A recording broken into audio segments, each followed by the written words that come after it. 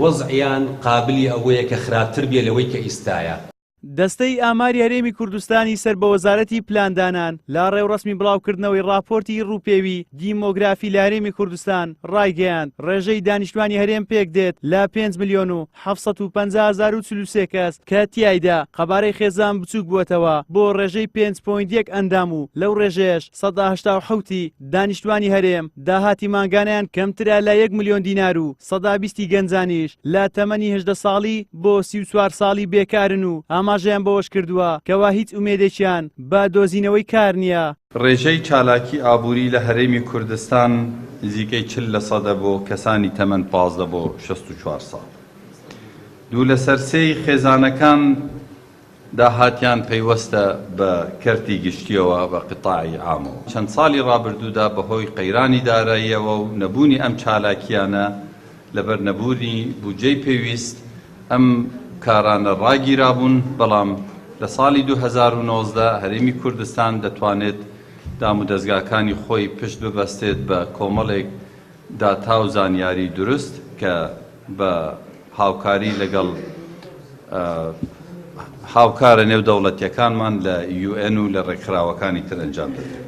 بەڕێوەبەری گشتی دەستەی ئامار لە وەزارەتی پلاندانان دەڵێت لە دوای ساڵی 2014 قەیرانێکی دارایی سەخت ڕووی لە هەرێمی کوردستان کرد بۆ ئەو مەبەستە ئەمڕۆ بە ئامادەبوونی کونسولگەر و ڕێکخراوە نێودەوڵەتیەکان و بەرپرسانی حکومی راپۆرتێکی 7 بەشیمان خستە ڕوو کە تیایدا تیشکمان خستوەتە سەر کەم و کوڕیەکان بۆ ئەوەی حکوومەتی هەرێم کار بۆ چاکردنی بکات و پشتگوێی نەخات.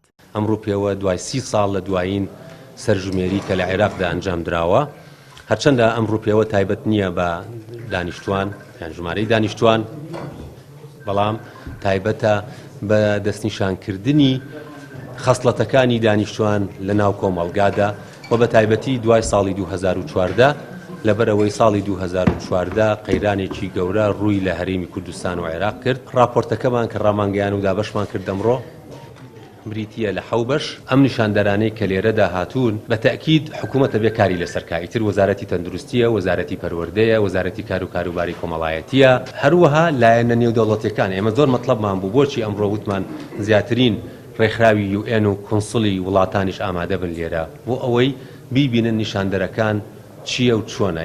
ماوەی زیاتر لە 27 ساڵە لە هەرێمی کوردستان پارتی وێچێتی دەسەڵاتدارن و تاوەکو ئێستاش نیانویستووە ژیانێکی شایستە بۆ هاوڵاتیان دابین بکەن. بە جۆرێک هەر ڕۆژە و نەهامەتێکی نوێیان بۆ میلەت هێناوەتەکایەوە و نزیکەی 4 ساڵیش دەبێ پاشەکەوتی زۆرەملەی موچەیان بەسەر فەرمانبەراندا سەپاندووە. بەو هۆیەوە ڕۆژ بە ڕۆژ ڕێژەی بێکاری ڕوو لە زیادبوون دەکات و هێلی هەژاریش بەرز دەبێتەوە.